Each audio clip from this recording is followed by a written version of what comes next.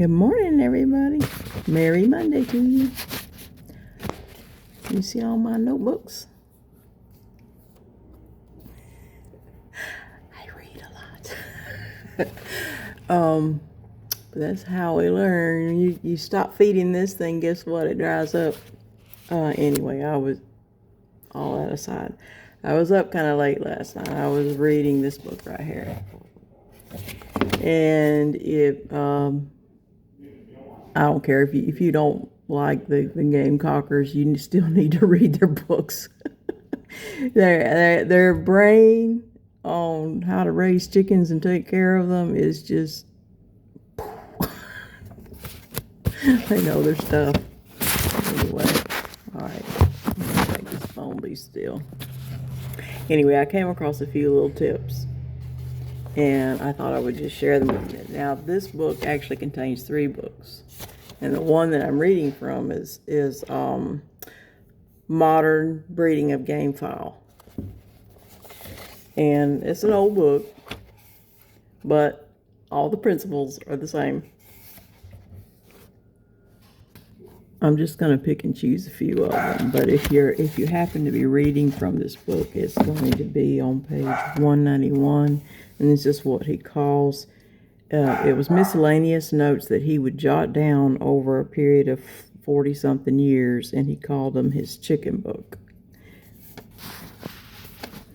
All of them are good points, but it's pretty long, so I'm just going to pick out a few.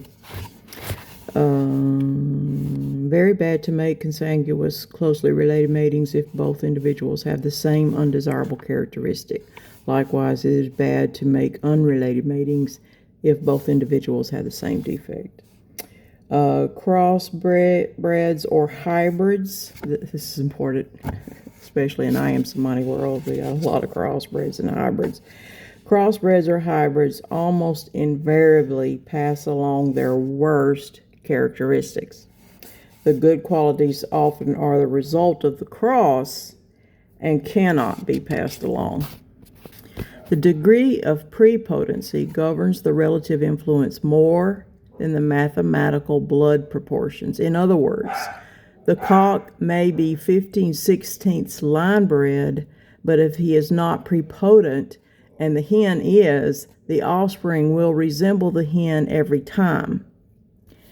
He continues, only single mating will disclose such prepotency. You find this only by trial and error. Unfortunately, there is no other way, but it is very important. Inbreeding accentuates and fixes faults even more exaggeratedly than it does virtues. And he's not against inbreeding. He likes it in a minimal way, but careful selection. When selecting broodfowl, have an eye for extreme vigor, health, and vitality, not only in the individuals to be mated, but likewise in their ancestors. Get all the ideas, then do your own experimenting based on your own observation. I hate that that's reflected on my glasses. Based on your own observation, experience, and judgment. Do your own reasoning from what you see yourself more reliable than any other method. One perfect specimen is worth 100 fair ones. I thought this one was interesting, and I don't know why it was like this, but I never laugh at the ancient knowledge, because we usually find out they were right in those youngsters that, or I'm not young anymore, but I was recently, it seems like. We think we know everything. No, they knew more than, they know more. But it was interesting. Here goes. A March hatched bird is of greater esteem than one hatched at any other time. Keep no eggs from a hen after she becomes broody. Offspring will be weak. March and April hatched stags are high upon leg, firm-fleshed, and strong-boned, big for their weight. Late hatched stags, the reverse, short, dumpy, and small. I will be trying that next year. Breed to daughters of high-performance mares. Breed to sisters of high performance stallions.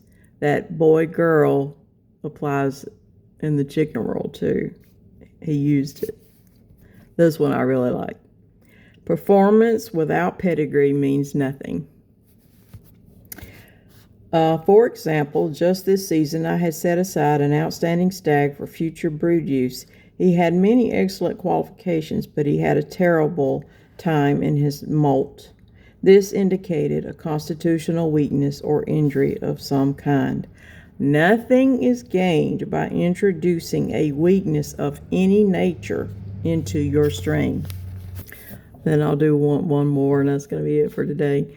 Babcock and Clausen, and remember these names because we should all be looking them up. Babcock and Clausen, in their authoritative report published in 1927, said the most effective means of improving any livestock lies in the establishment by selection and inbreeding of several independent lines, which conform as nearly as possible to a standard of excellence.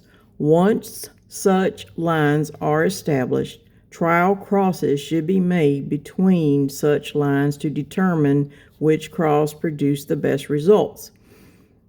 From that cross, a number of inbred lines should again be established, which represent the most highly effective combination of characteristics, and that's kind of what we're going to follow. We want to establish several independent lines of Iamsomani that all look similar and all have all they need as far as genetics.